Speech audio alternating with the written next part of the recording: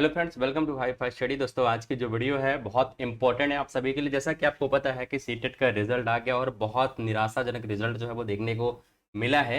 अगर हम यहाँ पर बात करेंगे 2023-24 के लिए आपका क्या सिलेबस होने वाला है उसके बारे में यहाँ पर डिटेल में बात करेंगे और बेहतरीन सिलेबस हम लोग यहाँ पर देखने वाले हैं। जो सिलेबस है रियल में वही सिलेबस हम लोग यहाँ पर देखने वाले हैं। सबसे पहले अगर हम यहाँ पर बात करेंगे कि सीटेट दिसंबर 2023 के लिए जो एग्जाम होगा उसके लिए आपको प्रिपेयर होके जाना है, बहुत अच्छे से प्रिपेयर करके जाना है सर हर एक टॉपिक को। तो सिलेबस देखना सबसे मस्ट होता है, तो इसको आप लोग अच्छे से क्लियर तरीके से देखिएगा। सबसे पहले अगर हम यहाँ पे बात करेंगे ना मेरे मित्रों, सबसे पहले कि सीटेट की वैधता जो है वो क्या है, यानी कि सारी चीजें हमें पता होनी चाहिए कि सीटेट कितने दिनों के लिए मान्य होता है, कितने वर्षों के लिए मान्य होता है।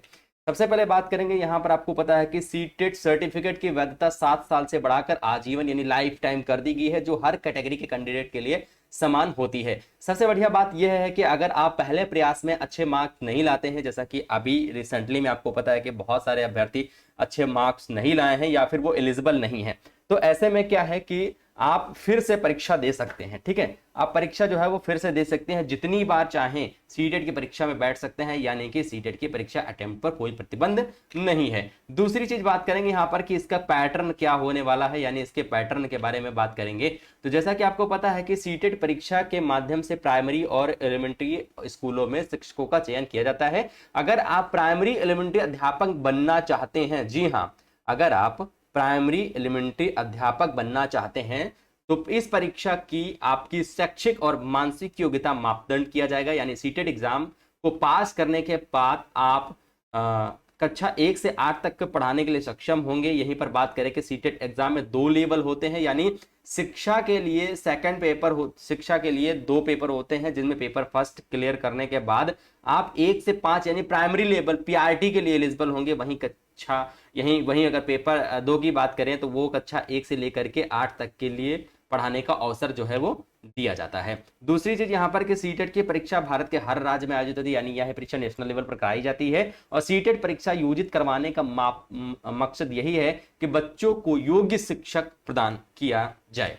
यहीं पर अगर हम बात करें सीटेट फर्स्ट यानी कि सीटेट क्वालिफिकेशन पेपर फर्स्ट के लिए क्या क्वालिफिकेशन होनी चाहिए उसके बारे में, जैसा कि आपको पता है कि सीटेट पेपर फर्स्ट क्लियर करने के बाद कैंडिडेट को कक्षा 1 से 5 तक का प्राइमरी लेवल पढ़ाने का अवसर प्राप्त होता है।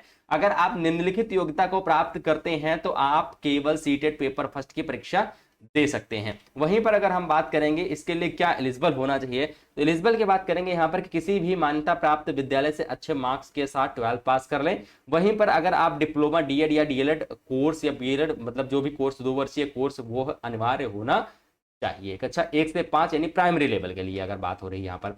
वहीं पर अगर हम सीटेट पेपर 2 की बात करें जो कक्षा 6 से लेकर के 8 तक का पढ़ाना चाहते हैं, जी हाँ, कक्षा 6 से 8 तक का पढ़ाना चाहते हैं, उनके अगर हम बारे में बात करें तो सीटेट पेपर 2 क्लियर करने के बाद आप कक्षा 6 से 8 तक का एलिमेंट्री लेवल पढ़ाने के लिए योग्य होंगे। अगर आपके पास तो आप सीटेट की दोनों स्तरों की परीक्षा दे सकते हैं।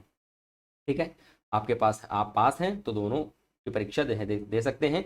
इसके लिए आप किसी भी मान्यता प्राप्त विद्यालय से 12वीं क्लियर करके कम से कम 60% अंक होना चाहिए। वहीं पर 12वीं के बाद ग्रेजुएट क्लियर करके कम से कम 50% मार्क होने चाहिए। और यहाँ पे आपको पता है कि बीएड करें और सीटेट के लिए अप्लाई करें। यहाँ पर बीएड कोर्स है अभी, लेकिन यहाँ पर फिलहाल के लिए रिसेंटली में बीएड को बाहर कर दिया गया है पीआरटी से, तो वो सिर्फ और सिर्फ 6 से 8 तक के लिए मान्य है। ठीक है, वहीं पर अगर हम बात करते हैं सीटेट पेपर फर्स्ट के एग्जाम पैटर्न के बारे में कि क्या क्या आपका एग्जाम जो है वो होने वाला है, इसमें आपकी कौन कौन से सब्जेक्ट पूछी जाती है, हर एक चीज पे बात करेंगे।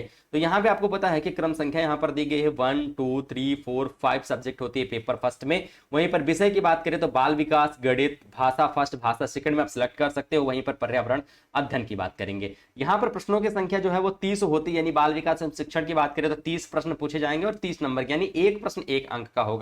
वहीं गणित में भी सेम है, भाषा फर्स्ट भाषा सेकंड में भी सेम है, सामाजिक अध्ययन में भी सेम है, यानी 30 प्रश्न पूछे जाएंगे और 30 नंबर के, यानी एक प्रश्न 1 नंबर का होता है। वहीं पर अगर हम प्रश्नों की संख्या बात करें 150 प्रश्न हमारे पूछे जाते हैं और उसमें 150 अंक के पूछे जाते हैं। वहीं पर 1 मिनट के लिए 1 प्रश्न होता है, यानी 150 मिनट भी यहाँ पर होते हैं। पेपर फर्स्ट की बात कर रहे हैं यहाँ पर। वहीं पर अगर हम पेपर सेकंड की बात करते हैं तो पेपर सेकंड जो है वो भी सेम ऐसे ही है कुछ, कुछ चेंजेस देखने को मिलते हैं। वहीं पर अगर हम सब्जेक्ट की बात करें तो यहाँ पर देख सकते हो 4 भागों में डिवाइड है। विषय की बात करें तो बाल विकास एवं शिक्षण है, भाषा फर्स्ट भाषा सेकंड आप सिलेक्ट करना पड़ेगा। बाकी विज्ञान और गणित या फिर सामाजिक अध्ययन, ठीक है, इनमें विज्ञान गणित ले सकते हैं या फिर आप सामाजिक अध्ययन, ठीक है। और इसमें की बात करें तो यहाँ पर ये 60 नंबर का होता है और 60 क्वेश्चन भी इसमें पूछे जाते हैं। बाकी के जो ऊपर के 3 पार्ट है, भाषा फर्स्ट भाषा सेकंड और बाल विकास शिक्षण, इसमें आपके 30 प्रश्नों की संख्या होती है। वहीं पर अंकों की बात करें तो 30-30 नंबर के होते हैं, यानी एक प्रश्न 1 अंक का होता है। सेम यहाँ पर भी वही मिनट्स वही टाइम दिया जाता है, 150 मिनट दिए जाते हैं और प्रश्नों की संख्या भी यहाँ पर 150 रखी गई है और यहाँ पर पूर्णांक भी यानी अंक भी 150 रखे गए हैं। तो आई होप आपको सारी चीजें समझ में आ गई होंगी। दूसरी चीज यहाँ पर बात करेंगे कि आपको डिस्क्रिप्शन बॉक्स में एक लिंक मिल जाएगा, वहां से भी आप जाकर के डिटेल में पूरा जो है सब्जेक्ट वाइज टॉपिक वाइज जो है अपना सिलेबस देख सकते हो कि बाल विकास में कौन कौन से टॉपिक पूछे जाने हैं, वो सारी चीजें हैं। बाकी पीडीएफ मैंने टेलीग्राम पे अपलोड कर दी, वहां से जाकर के आप क्लियर तरीके से पीडीएफ भी देख पाओगे, ठीक है।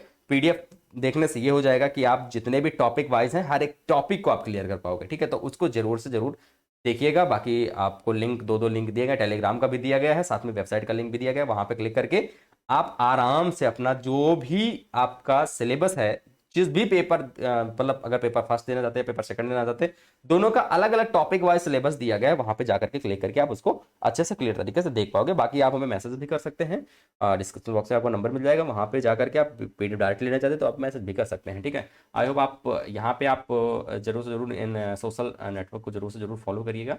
I hope. जय हिंद, वंदे मातरम।